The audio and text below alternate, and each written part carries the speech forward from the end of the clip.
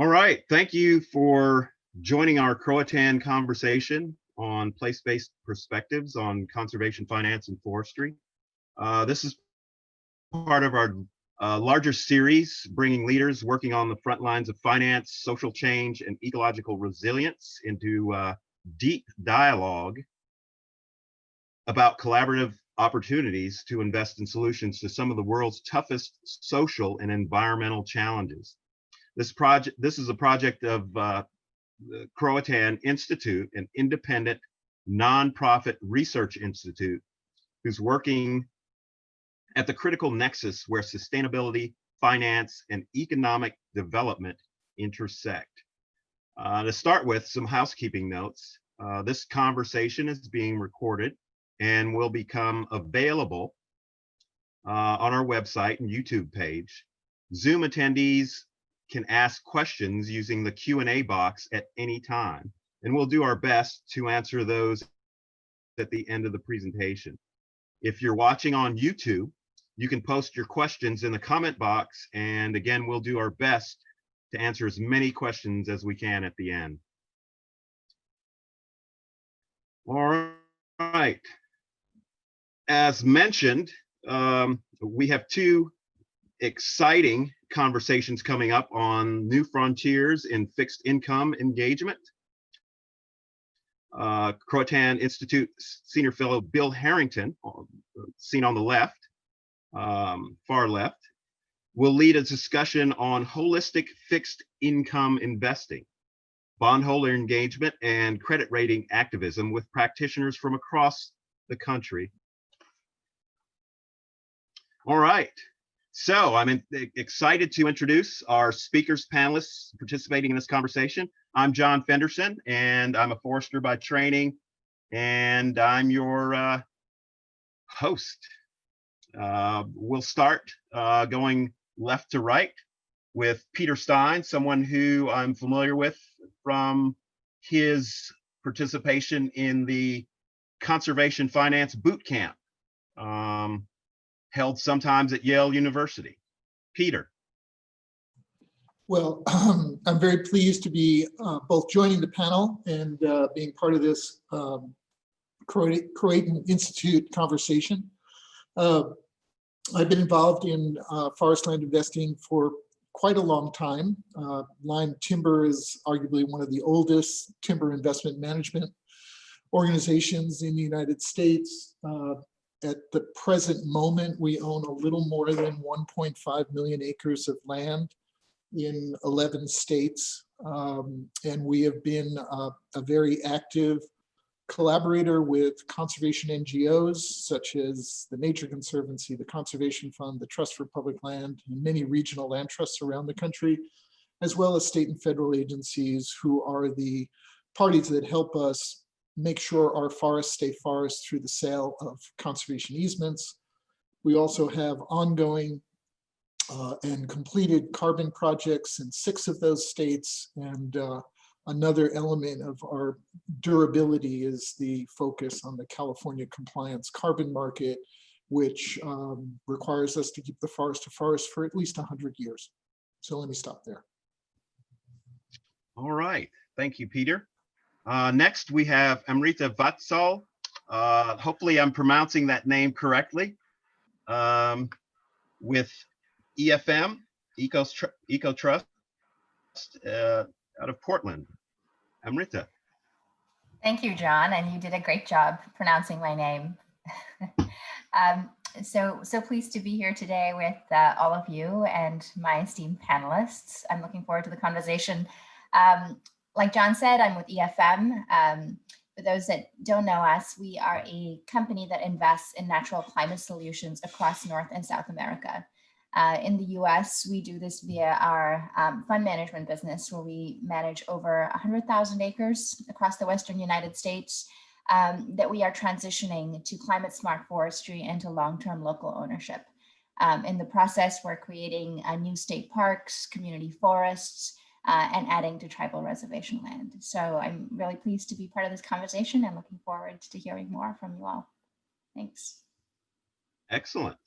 And last, but absolutely not least is Olivia Watkins, whom I had the pleasure of meeting at her agroforestry operation. And she's pictured with one of her, pictured lovingly with her, one of her mushroom logs, if I'm seeing correctly, if my vision's not deceiving me.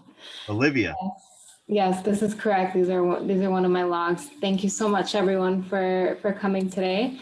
My name is Olivia. I am a land steward with Oliver's Agroforest. Oliver's Agroforest is a small-scale agroforestry farm that I started on my family's land.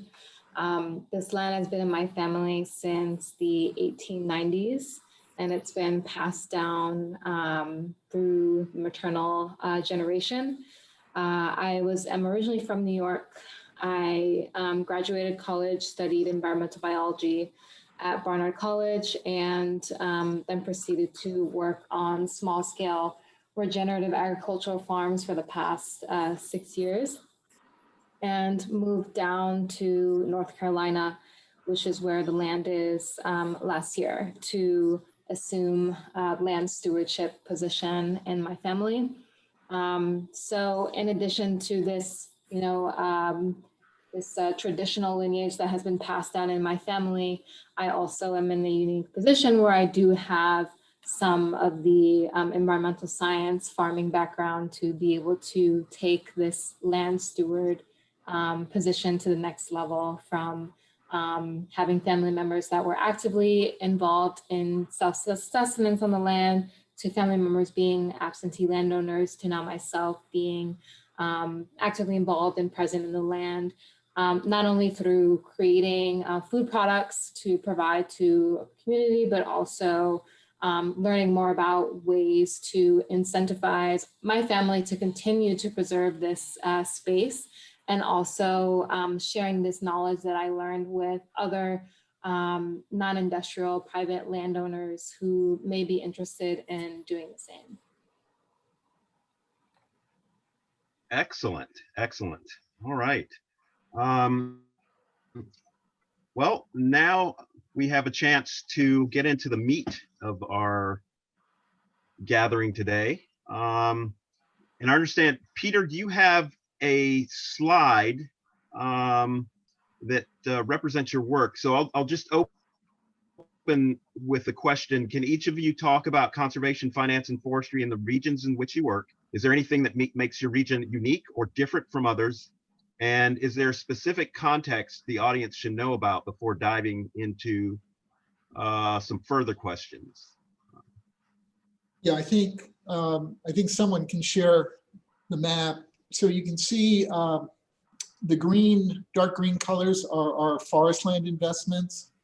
And by and large, these are natural forests, the one exception being our land in the Panhandle, the eastern end of the Panhandle in Florida, which is predominantly, well, 60% pine plantation, 40% bottomland hardwood forests. But everywhere else, it's a natural forest. So while we operate across the country, and we've historically even had ownership in Canada, the differentiator is the lion's share of invested dollars, institution scale invested private capital in forest land is not where we own forest. It's in the Pacific Northwest and the core US South, and it tends to be plantation forests. So we focus on the habitat and sort of climate resilience qualities of natural forests. They're also critical for public water supply quality and quantity. An example being the land we own in Pennsylvania is the public water supply watershed, albeit private forest land, for 16 rural communities. And it allowed us to access Clean Water State Revolving Fund money as part of the capital structure we use to acquire that land, because of the authentic, demonstrable water quality benefits of improving the forest management and keeping it as a forest. So while we are spread all across the United States, we do focus on sort of mixed hardwood forests, predominantly natural, very much predominantly natural forests.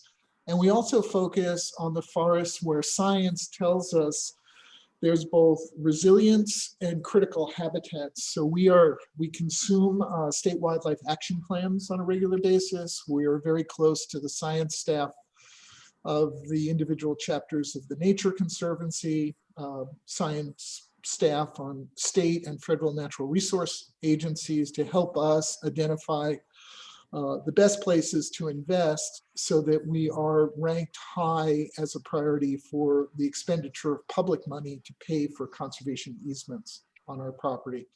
So since someone probably will ask about the blue dots, because they do show up on the map, and they're lovely royal blue, these are principally, with the one exception being in Colorado, these are principally wetland, stream, or endangered species habitat banks. So in addition to investing in forests, Lyme also invests in ecological restoration activities through the purchase of property or interest in property, going through the entitlement process, and essentially being recognized as a wetland bank, a stream bank, or a habitat bank. And then the return for our investors is the sale of the inventory of credits that we receive through the approval process for each one of those banks. So just in case someone was asking about the blue dots, I wanted to cover those. So thanks. Excellent. Amrita?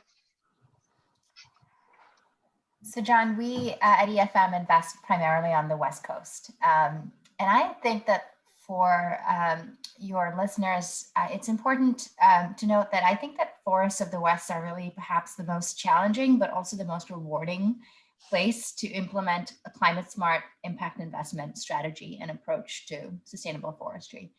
I think it's challenging for many reasons, but number one, the species that are found here, softwood conifer forest, species like Douglas fir, hemlock spruce, they are significant from a commercial value perspective, and especially valuable in high-end markets for lumber and logs. And so combined with the low species diversity relative to the forests in the Northeast, these forests really make it very easy for you to practice commercial forestry that is cost effective and leads to sort of an approach called clear cutting, which is taking large amounts of the trees out at the same time. And because of the high value of these trees, it makes it really challenging for conservation finance markets like carbon, water, et cetera, to compete with the value of the timber. The other challenge, of course, that's more present in our minds today is wildfire and the impact of prolonged droughts combined with poor historic management actions and decisions, both on public and private land, that puts all our forest land at risk.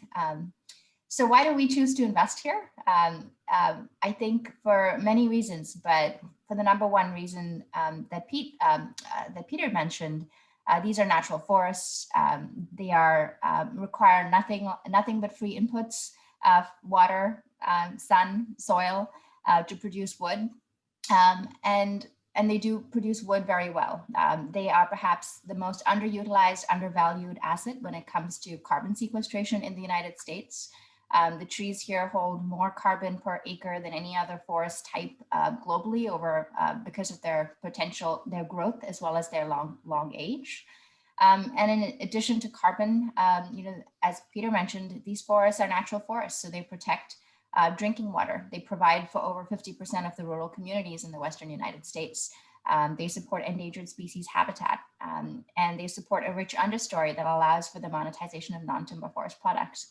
And finally, we think that, just like our roads and our bridges and our water and municipal infrastructure, this natural infrastructure in the West needs significant investment. And we think that improved forest management combined with the creation of a bioeconomy and investing up and down the value chain really has to be part of the solution. And so that's why we invest here in the Western United States. Excellent. Olivia, can you speak to some of your experiences? I know you've had substantial experience outside the Southeast in Hawaii. among other places. Can you give us some contrasts and some similarities and where you see the importance of conservation finance and forestry fitting in in your frameworks? Yeah, so I think that with conservation finance, any finance that's dealing with natural resources, it's important to be as place-based as possible. And the problems and issues that exist with the land that I'm currently working with in North Carolina are completely different than the issues that were faced in Hawaii and in New York that I saw as I was working with and on small-scale agricultural farms. For Hawaii specifically, it's a unique situation, not only because Hawaii is currently occupied territory, but also a lot of the land and the farmland is in the hands of large monoculture companies that do a lot of testing of pesticides. And so there's also a mixture of the health component there for some of the communities that are being exposed at a disproportionate rate to some of the pesticides than maybe communities on mainland US. And so solutions for conservation finance in that area focus on how can we transition, that land into organic agriculture, or how can we transition that land into land trusts and make it and more incentivized for some of these large companies to be able to give away their land and for it to be more profitable for them to do that rather than to have that land operating as testing grounds for pesticides. So for North Carolina, it's completely different. North Carolina is kind of like a wood factory for a lot of the world. Loblolly pine was really, really prominent in terms of planting at one point in time, particularly for the area that we're in, which is the Piedmont area. We're surrounded by loblolly pine. My grandparents in the 80s did our final logger cut, and they actually had a select cut, which is contrast to what Amrita was talking about with clear cutting, where loggers would come in and take the best, most lucrative trees and leave everything else. And they didn't plant back loblolly. So as a result, whether or not it's a blessing in disguise, we are left with a mixed hardwood, mixed age forest in comparison to a lot of the other forest plantations where they're monocultures of loblolly pine. So for us, even though we're not necessarily attractive in the local forestry market, we are attractive in terms of thinking about conservation finance and what does it look like for there to be a 40-acre mixed hardwood parcel in the middle of an area that is being rapidly developed. The area that we're nearby, Research Triangle Park, is where a lot of large companies are moving a lot of their risk departments, operations departments, tech departments. IBM is here, Credit Suisse is here, and a couple of other large companies. And as a result of this influx, there's a lot of development happening in this area. And so our issues for this particular place are, how do we incentivize, keep incentivizing my family to want to maintain this land as forest land, and other families in the area to maintain their lands as forest land or land to self-sustain, in order to fight back against the immense amount of pressure that that families are feeling from development. So in terms of those two different places, in terms of my framework, again, it's really place-based and thinking about what are the issues in each place. I think we can look at it in a larger national scale of the importance of conservation nationally, and how can we create these solutions that can scale to allow for individuals and landowners to be able to take advantage of conservation finance. But I think the scaling can only happen when we've when we're able to listen to the place-based needs first and then customize and scale from there. Excellent, excellent. Well, that leads me to the second question that I have for the panelists. And it's a direct segue from the south. Well, it delves a little bit further into the southeast. The average non-industrial private forest land ownership, much in the case of Olivia, and I will reveal that I am a part of that group, is upwards of 70% in the Southeast US. Southeast US, as some know and some do not know, is the largest wood basket for the world. It's the largest producer of timber products by itself of anywhere else in the world as a unit. So at the Institute, we've discussed the need for an aggregator to facilitate greater access to ecosystem services, such as the ones that Peter mentioned, that are prominent in their strategy. And ecosystem services such as water market, water quality and the like, mitigation banking. Carbon is another example that was touched on. So I'll ask each of the panelists, what is your experience or thoughts regarding this model as an aggregator role? And I'll go to you, Peter, first.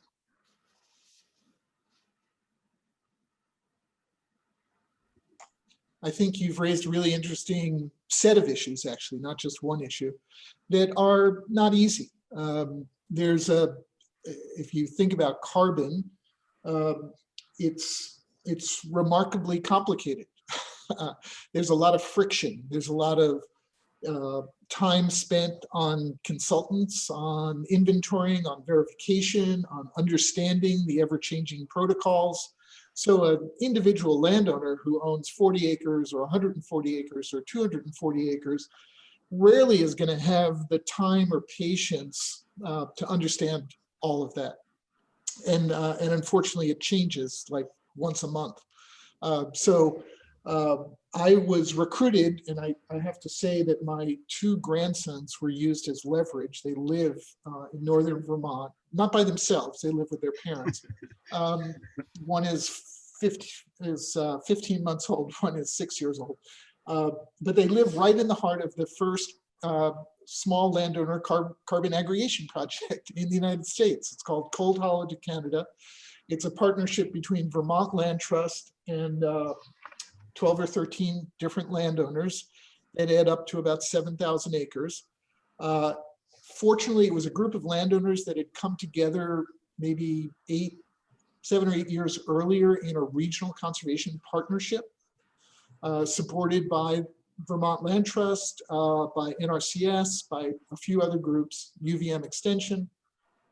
And that meant that there was sort of trust and a common vision for that landscape. This is the northern Green Mountains in Vermont, going right up. It's called Cold Hollow to Canada. It goes right up to the US-Canadian border.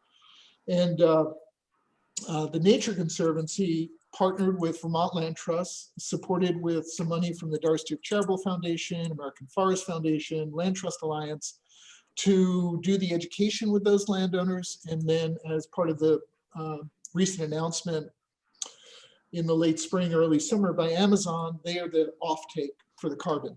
But it would not have been worth the time or effort, nor would they have had the time for an individual single landowner to pursue that at that scale. It would not have been cost effective either. So it really took that aggregation. So I am super familiar with some of the work that American Forest Foundation is pursuing on an aggregation model. The Working Woodlands program of the Nature Conservancy is doing a bit of that as well. And I really think we need to sort of democratize access to these markets, both the compliance market in California and the emerging voluntary market. And as Olivia pointed out, and you pointed out, John, While Lyme Timber has the financial wherewithal to invest at a pretty large scale, and we can handle the friction of these complicated ecosystem monetization schemes, the lion's share of private forests in the United States of America are owned by non-industrial private forest landowners, family forests, individuals. And if you really want to, accelerate the pace of making sure that forests will do what they can do for climate mitigation, particularly nature-based climate solutions, we need to figure out ways to make sure those forests don't get converted to subdivisions, like the pressure that Olivia described for what's happening as the Triangle region in North Carolina grows and sprawls. I wish we had stronger land use controls in America, but that seems to be unpopular, except in the great state of Vermont, where I live, or Boulder, Colorado, or the Tahoe Regional Planning Area. But very few places have robust land use controls. So we're going to be required. I think we're going to be required to use these sort of public-private partnerships to deliver natural climate solutions, and NIPF owners are going to be a key source of that. Excellent. And Rita, can you give your thoughts on this as well? Yeah, no, I echo everything that that Peter said, and I think as landowners that operate at a slightly different scale than Peter here in the West, the average size of our ownership of lands is anything from 1,000 acres to 40,000 acres. We've found that developing carbon projects is difficult on anything less than a few thousand acres. You really need to have a forest of very good stocking if it is going to be enrolled in a forest carbon project and it's under 1,000 acres. As a result, the consultants and the industry that is developed around carbon is really focused on large landowners, and there is a growing recognition that small landowners, family-owned forests have to be part of the solution. So in the West, I know of other initiatives that are trying to do what American Forest Foundation and TNC are doing in the Northeast. For example, Ecotrust partnered with the Pinchot Institute to work on an aggregation project that really tried to help landowners get income from their forests, so that what they were finding was a lot of landowners were harvesting and liquidating their assets to pay for healthcare expenses, and so that I think that one of the other really nice intersections between human health and the environment is really expressed here through these aggregation projects. I think the other thing, our personal experience. We have some with aggregation. We think that at EFM, we've developed the first grouped IFM, or Improved Forest Management Project, under the VCS protocol. And so we are slowly adding or aggregating our carbon projects as well, and in the process testing the Verra standards for aggregation. And there's certainly a lot of work to be done with respect to making it easy for project developers to be able to aggregate projects easily. So we're really, treading new frontiers on that front, and we hope that what that will do is it will make it easy for partners that we work with to develop projects. So the tribes and the land trusts and the watershed district groups that ultimately we hope to transition our forest land to. With the group project where EFM were, developing the project, we think that will lower the costs of managing that project from an ongoing basis, and will, make it easier for smaller groups to be able to access carbon finance. So that's our experience, and I think, completely echo your sentiments that this is a group that we really need to reach. And until it is as easy to rent your forest as it is to rent your home on an Airbnb platform or rent your car on a Lyft platform, I think it will be really, it will be really challenging, and we really have to make this easy for people to be able to do, and really lower the barriers to entry. Excellent. Yeah, and I will add, just from my ARC career arc that nothing beneficial on a smaller scale will happen. I think all these efforts are noble, and what you've described are voluntary markets, with the exception of California, which is mandatory. What we need is leadership at a national level, and I'm not being political here, but that's what's screaming for help. And then we can fill in the backfill. You lower the costs, and you've got the template for it with California. You had the Chicago Climate Exchange, which is a brief experiment on the finance side. So you have the blueprint for making this work on a national scale and international, but with Canada's participation. And essentially what you're trying to do is put a price on carbon so that people will change behavior towards that end.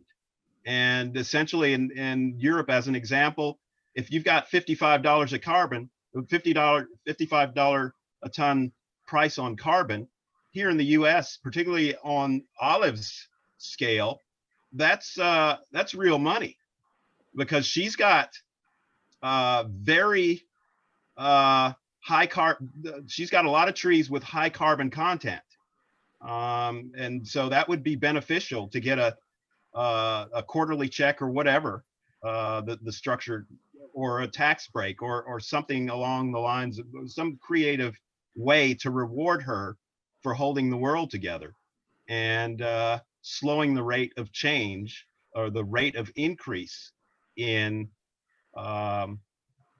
climate, and then thereby alleviating a lot of the things that we're facing and your grandsons are facing on the horizon. So there's that. I need to get off that soapbox before I take up the rest of the time. But in any event, what are each of your thoughts on the use of natural resource markets to achieve sustainability goals, since we're talking about market-based behavior change, essentially? Peter. Well, I can go on for weeks about this, but you know, in a nutshell, when Lyme, I was not at the, even though I'm very old, I was not around at the very beginnings of Lyme timber. So Lyme timber went into business in 1976. And just to clue in everybody who's participating in this Zoom, timberland wasn't even viewed as an asset class at that point in time. You couldn't invest in timberland. There weren't any public timber REITs. There weren't any timberland investment funds. And that really didn't develop as sort of a sustainable real asset or sustainable natural resource component for asset allocation purposes for investors till the early 1990s. And it was really Harvard, Yale, CalPERS, you know, kind of some large early institutions who discovered that forest land was not correlated with public equities, that it was one of the very few things that you can invest in that stocked its own shelves. Forests grow.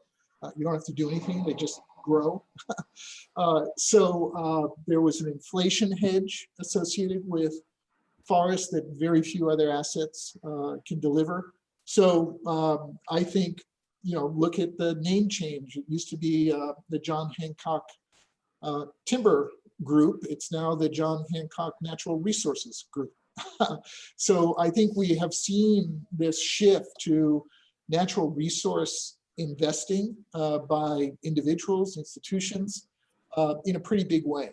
And if you look at the amount of impact investment in America in the natural resource space, the predominant investment is in forestry. And just in the last couple of years, agriculture. So Olivia talked a little bit about regenerative agriculture. We're just beginning to see, there's plenty of conventional agricultural investment, but we're just beginning to see investments or the creation of investment vehicles for regenerative agriculture, 3 or 4 of which are in the business of managing that time period to convert from conventional to organic, as an example of those kinds of investors. So I'll stop there. Excellent. Well, I want to make sure I get Olivia's response for the aggregation question, but I'll combine that with her response to markets and sustainability. So go ahead, and then I'll, Olivia, and I'll come back to you, Amrita, for the wrap up on that question. Yes, so I think how I can best answer both these questions is by just talking about my personal experience with this realm. So in my family and I, we have been searching for a long time and for opportunities in North Carolina to be able to access financing. And so in North Carolina, like the main ecosystem services market that provides landowners with cost share programs is NRCS. And this, based for those who aren't familiar, natural resources conservation, they are a governmental arm of USDA, and this part of USDA basically allows landowners to invest in land improvements that can help to increase biodiversity by making room for tree crops that benefit wildlife, by cutting down trees that are less desirable to wildlife, or by riparian buffer improvements. And so while these cost share programs are beneficial, there are only specific contractors that you're allowed to work with within the cost share program. And the cost share can be a limitation to a landowner who cannot afford to pay upfront. And additionally to that, with this specific program, NRCS can't make recommendations as to who the landowner should be contracting with, or who they should use as a service for something else, maybe outside of the cost share. And this generally can be like a limitation for landowners who don't have the ecosystems, environmental science background or acumen, or even the capacity, as we mentioned earlier, to do a lot of the research and to find the right services based on their goals. And so for me, coming into this, I was able to try and attempt to do a search because I have the undergraduate background that I have, and not only working in sustainable agriculture, but also I'm about to finish my MBA. And so I'm familiar with these different terms in conservation finance, but I think really what we're getting to, what everyone is trying to get to and understand, is that in order to tap into this 70% market, there needs to be a leveling of expectations and accessibility for people who are absentee landowners and don't necessarily have that acumen or understanding or the time to do the research. So all of that is really to say that I think an aggregator would be beneficial to alleviate some of those pain points that I mentioned above. And it's important to note that as aggregators are created, it's important to make sure that the power in these aggregators are equitably distributed. Because ecosystem services in itself is the further commoditization of our natural resources, who do we want to be managing these systems so that we can avoid perpetuation of some of the exploitative and extractive practices that Peter was mentioning? And so, and to cap that off with talking about natural resources markets, the most successful one that we have used so far is the tax deferral program through NRCS or through the North Carolina Forest Service. So we had a forest management plan, which my mother got for the land in 2015, and that allowed significant tax deferral, especially given the context of, we're in a place where the property taxes are only increasing exponentially. So while this is like kind of like a payback that we can get, still within the forest management plan, there are certain recommendations that we should be following as to when we should be harvesting, et cetera. There is not really mention of forest stewardship. Peter, I see you got your hand up. So Right. Can I jump in for a second? Because I think Olivia just raised a really interesting item, which is sometimes known as preferential property tax assessment schemes. So 42 of the 50 states in America, plus at least Puerto Rico, have such schemes developed at the state level, which reduce property taxes for farm landowners and forest landowners if they promise not to change the land use, typically for a 10-year period. And it's renewable. And if they do change the land use, there's usually some type of penalty involved, like repaying the taxes that were forgiven essentially or reduced during that time period. So it's both a way to manage land, hold forest land less expensively, so you don't have as high a property tax burden, and there is an incentive to keep it a forest because of the penalty payments. But we've also already just run into a problem, which they didn't know that carbon transactions were going to occur.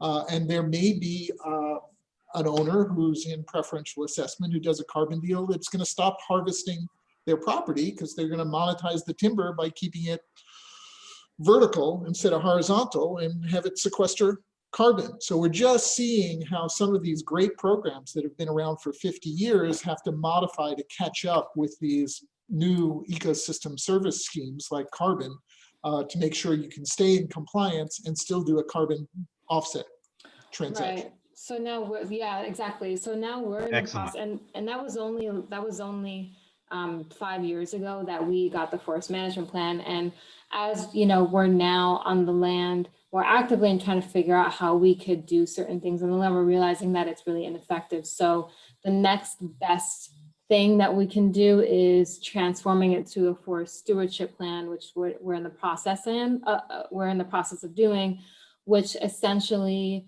states that this forest is not only for benefit of timber, but also for the benefit of wildlife. So this allows us to access certain cost share programs, and also it allows us to also not feel the pressure that we need to be harvesting timber every once in a while, and that we could also do things in order to conserve the forest rather than changing it into a forest plantation. Excellent. Well, let me bring in Amrita real quick because we have one more question after this. Amrita, can you give your thoughts on natural resource markets and in achieving sustainability goals?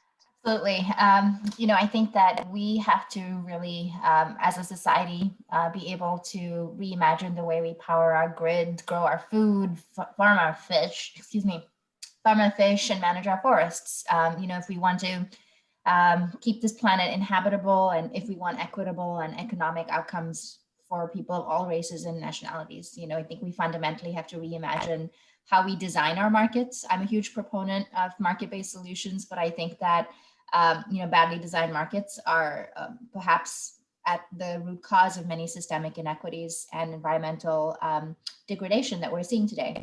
So yes, we should price carbon. Yes, we should properly price water. And we need to do this in a way, as Olivia mentioned, in a way that recognizes systemic inequity and recognizes, that we do need to transition, and people will need help in this transition. So yeah, quick thoughts there, John. Back to you. Excellent. And let me get the last question in before we go to the questions from the audience. Given the rise in prominence of environmental, social, and governance, ESG investing, it's all over the place now. You can't turn on any financial news network and not be hit across the head with it. Do you have experience in developing better tracking impacts outcomes for your investors? Building on what you just said, Amrita, I'll stay with you and then work backwards. How do you see this field evolving? Sure, it's already changed in the 10 or so years that we've been doing this, from one investor, a foundation who wanted an impact report, to now, over 50, 60 investors that get an annual impact report statement. And the evolution of standards in this industry. So I think that's going to be hugely important, so we can all compare, apples to apples, and we can estimate the efficiency with which we're investing our dollars to achieve outcomes. And so measuring those outcomes and the impacts are going to become hugely important. We do it as, subscribers to the IRIS standard. We're members of the GIN, we're GEARS Pioneer funds. And so there's a number of standards that we use. In terms of what I see, where I see the space going, I really think that technology and transparency will start to change the way investors measure these impacts. I already see this happening in the international markets when it comes to monitoring deforestation. And I think that, we will start seeing that here in the US, particularly when it comes to carbon quantification and all of the other attributes around environmental attributes. So excellent, yeah, excellent. And I will mention something quickly that gives Josh, who's on this call, a rash, and that is blockchain and the efficiency related to that and what Amrita just explained. Peter, and then I'll go to Olivia last. Well, I agree with, actually Lyme Timber and Ecotrust Forest Management were part of the working group about 11 years ago that took the initial set of IRIS metrics and helped redefine them and reimagine them to work for the sustainable natural resource space. So for the last 11 years, we've been using those metrics to report to our investors. I have to say, and I think a couple of our investors are on this call, so I have to be careful. Some of our investors do read our impact report and some do not, but that's up to them. But we've consistently used the same IRIS metrics. One area that I think is a pretty big change just in the last, at least for Lyme Timber, last 2, 3, 4 years has been to push us, our investors and other constituents are pushing us to get better on the sort of social dimensions of impact, the community development, the employment, job safety. For those of you who don't know all that much about the actual harvesting that takes place on forest land in America, it is the second highest workers' comp premiums. It's right behind marine salvage.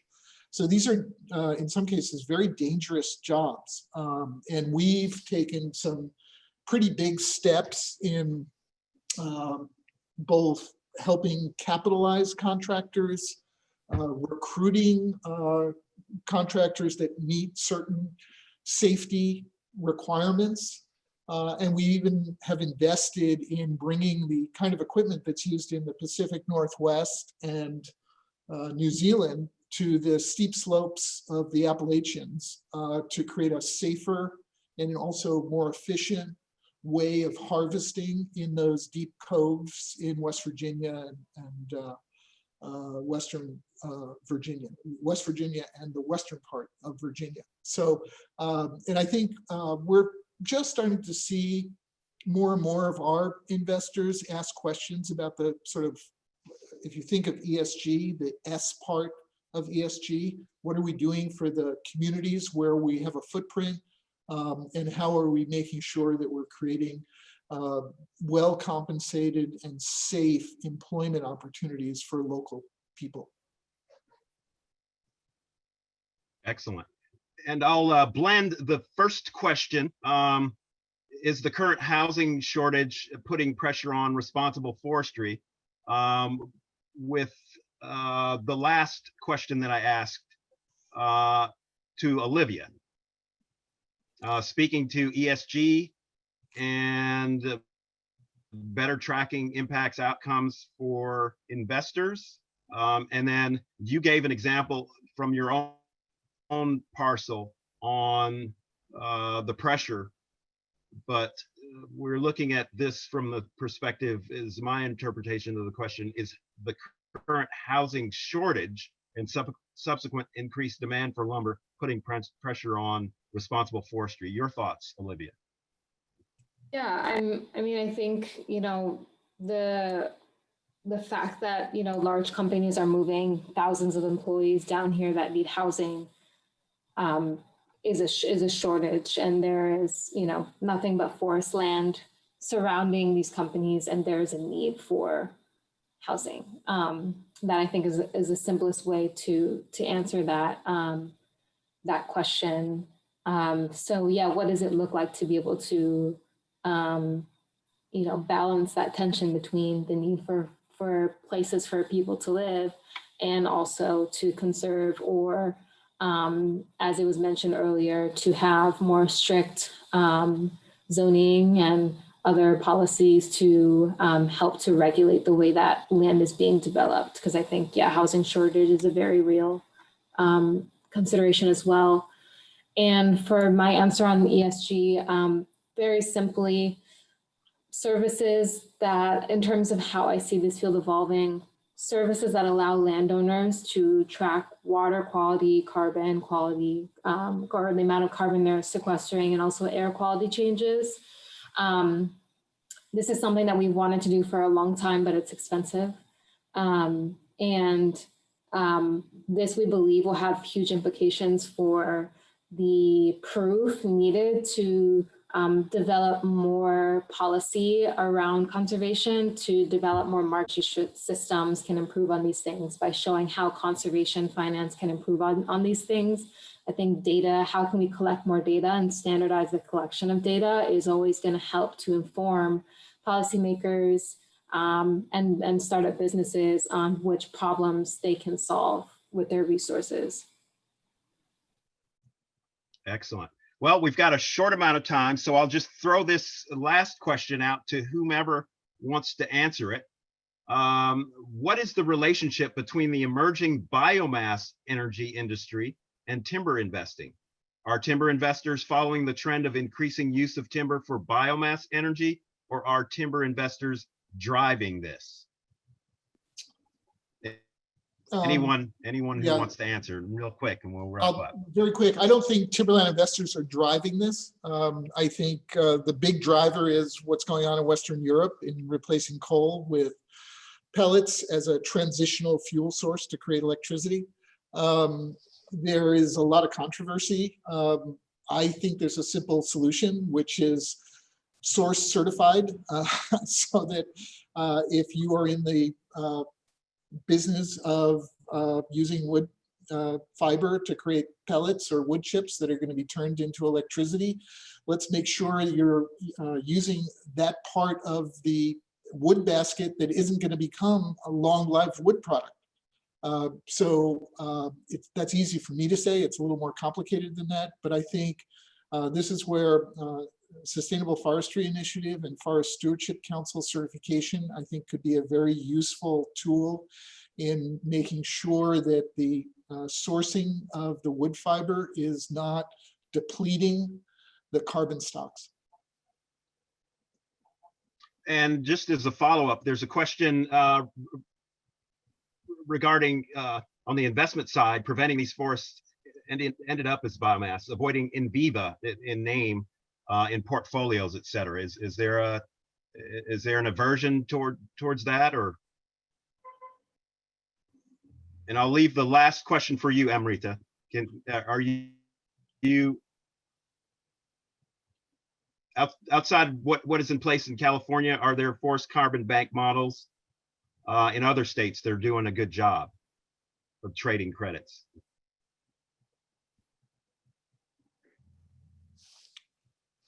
We just lost. We can't hear you, Amrita. We can't hear you.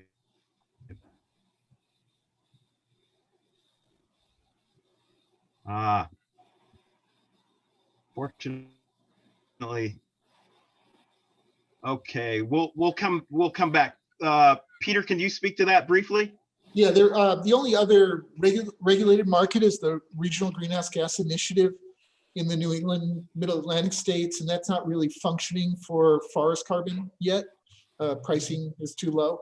I think right now we're left to the California compliance market, which changes a bit next year with more domination for California domiciled credits that are from California or very close to California. But Quebec is part of that marketplace. Ontario was for a while too, but they left. I echo your comments, John, about needing a national regulated carbon marketplace. We don't have that quite yet. We came close about 7.5 years ago, 8 years ago, but it didn't happen. So right now we're dependent on the compliance market in California, but there is growing, particularly supply chain and global corporate scope 3 needs for the Paris Climate Accords. So I see the voluntary market growing quite a bit as well. Excellent. Amrita, are you back? No. We couldn't hear you for a while there. Okay. Well, by default, we're gonna wrap it up. If you have enjoyed this conversation, and I have immensely, there are many ways to support them going forward. You can ask your firm to sponsor a future conversation. You can make a donation at croataninstitute.org/donate. Or when you're registering for conversations, you can provide feedback using the survey form that pops up at the end of the conversation, or by emailing conversations@croataninstitute.org. Lastly, let's keep the conversation going. You can find on Twitter, Facebook, LinkedIn, and YouTube. Subscribe to our YouTube channel to see our past Croatan conversations and more. But again, thanks everyone for your participation, and be sure to tune in to the subsequent next Croatan conversation that I mentioned early on, New Frontiers in Fixed Income Engagement, led by Senior Fellow Bill Harrington. And with that, thanks and stay in touch.